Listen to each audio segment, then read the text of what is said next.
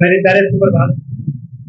जो मेरे प्यारे प्यारे बच्चे बालक बालिका कक्षा 9 में आ चुके हैं, अपनी कक्षा 8 को पास करके 9 में आ चुके हैं सारे। आज आपको हम पहला पाठ सारथी लेकर के आपके समक्ष उपस्थित हुए हैं।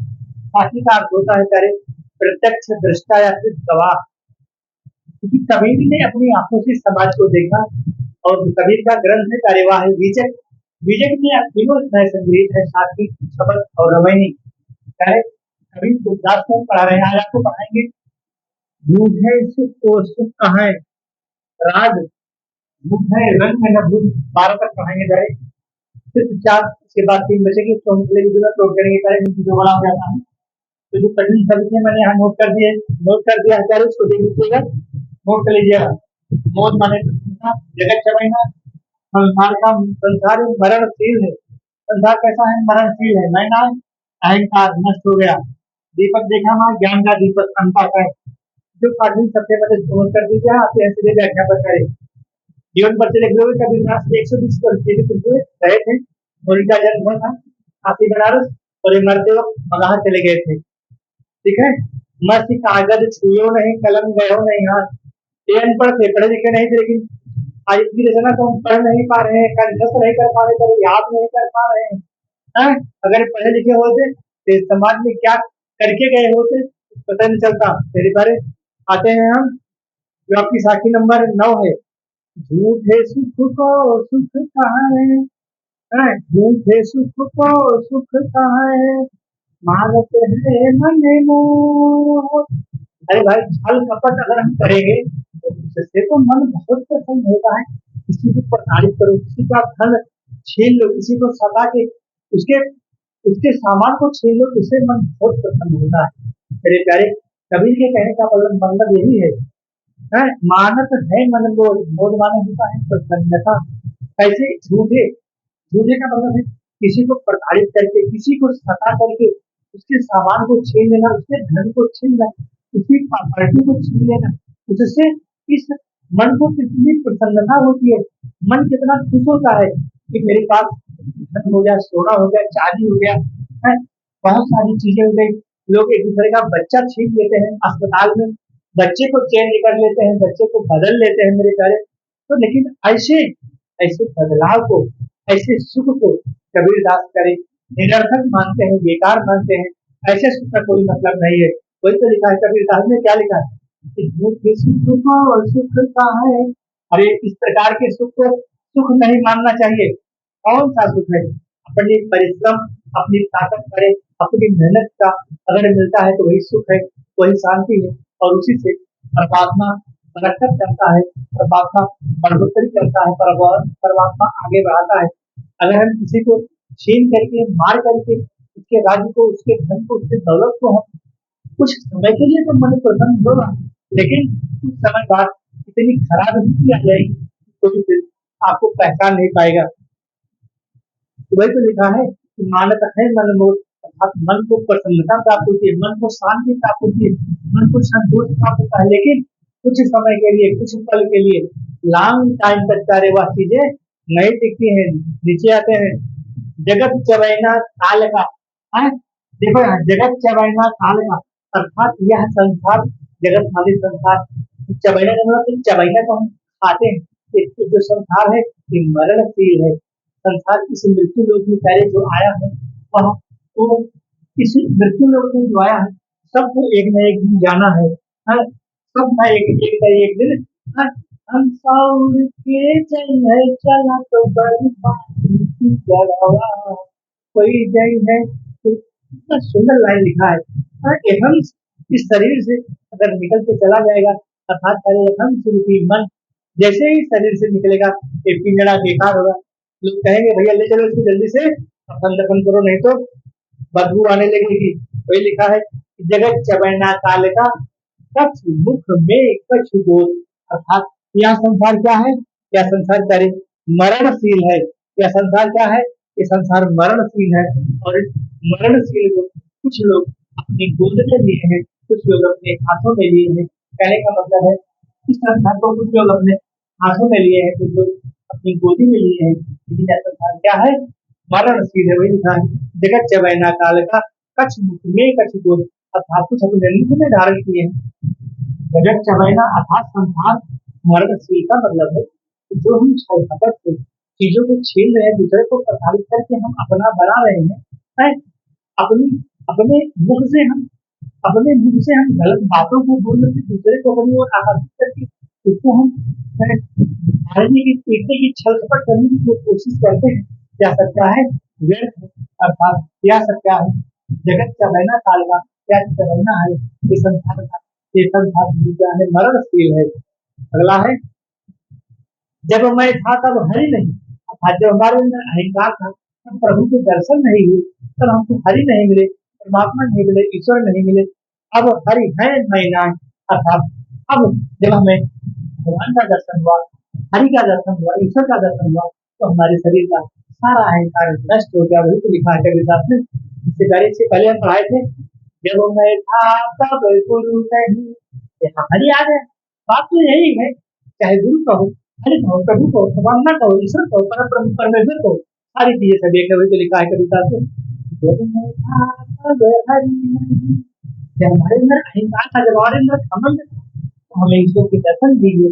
जब ईश्वर की प्राप्ति हुई, जब ईश्वर के दर्शन हुए, ईश्वर की प्राप्ति होते ही, ईश्वर के दर्शन होते ही हमारे शरीर का सारा अहंकार नष्ट हो गया, सब अंधियारा मिट गया, सारा अंधकार, सारा सब हमारे शरीर में जितना अंधेरा, जितना छल कपट है और लोगों को प्रताड़ित करना, बुराइयां, जितनी भी सारी गलत चीजें हमारे अंतस्थल में भरी हुई, हमारे मन मस्तिष्क में भरी हुई थी, जैसे ही प्रभु का ज्ञान सब दूर हो गया, सब अंधियारा मिट गया।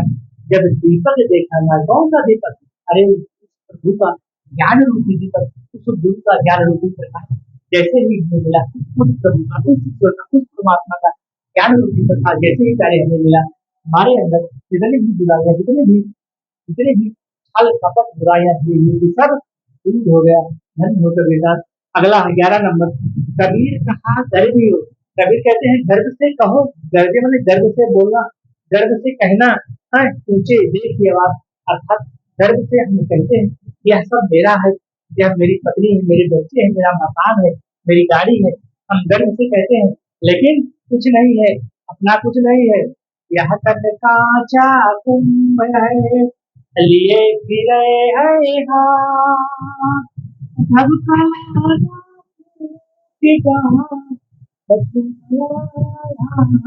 यह शरीर क्या है मेरे प्यारे, कच्चे घड़े के समान है, जिसको साथ ये घूम रहे, कहीं भी झटका लगे, एक्सीडेंट हो जाए, ऐसे क्यों करे, और कहानी खत्म हो। तो कबीर लिखा है, कबीर कहा डर भी हो, ऊंचे देख, अच्छा ऊंचे ऊंची बातों को देख करके, ऊंचे ऊंचे लोगों को देख करके हमें अभिमान नहीं करना चाहिए, हमें गर्व नहीं करना चाहिए कि हमारे पास इतना धन है, इतनी प्रॉपर्टी है, इतने बच्चे हैं। मेरे प्यारे, कौरवों के पास 1 करोड़ पुत्र थे, पांडव के पास 5 ही थे, लेकिन कौरवों को क्या था, अभिमान था, घमंड था। उनके 100 पुत्र एक करके सब मर गए, और पांडव मेरे प्यारे 5 ही थे, और अंत में स्वर्ग को प्राप्त हुए। मेरे प्यारे, किसी भी चीज पर घमंड नहीं करना चाहिए, धन है, दौलत है, प्रॉपर्टी है, गाड़ी है, बच्चे हैं, अगर इसमें भी घमंड किया, उसका घमंड एक न एक दिन दूर होता है। इससे ज्ञान का घमंड भी नहीं करना चाहिए। नमस्ते शारदे देवी सरस्वती वस्तु मम विद्याग्रे सर्व विद्या प्रदान। मैंने जब मैं यहाँ पर खड़ा होता हूँ तो मैं शारदे वाले को याद करता हूँ, मैहर देवी पहाड़ों वाले को याद करता हूँ, और जैसे ही यहाँ खड़ा होता हूँ अपने यहाँ प्यारे व्याख्यान शुरू हो जाती है।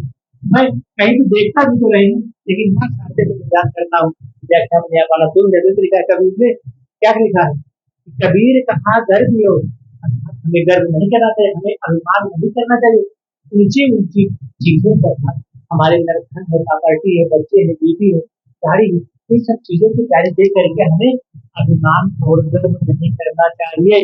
क्यों क्यों, नीचे लिखा है, काल परी हुई लौटना ऊपर जामे घर। अरे यहाँ तो अभी अभिमान किया और जा रहे हैं, 20 लाख की गाड़ी ले जा रहे हैं, एक्सीडेंट हो गया, उसी में कहानी खत्म, उससे उस शरीर के ऊपर खास चल जाएगी। वही तो कहते हैं कबीर, काल परे भूल लौटना, जा रहे हैं, दौड़ रहे हैं रोड पर 120 किलोमीटर की स्पीड से, 20 लाख की गाड़ी लिए हैं, एक्सीडेंट हुआ, उसी में मर जाएंगे।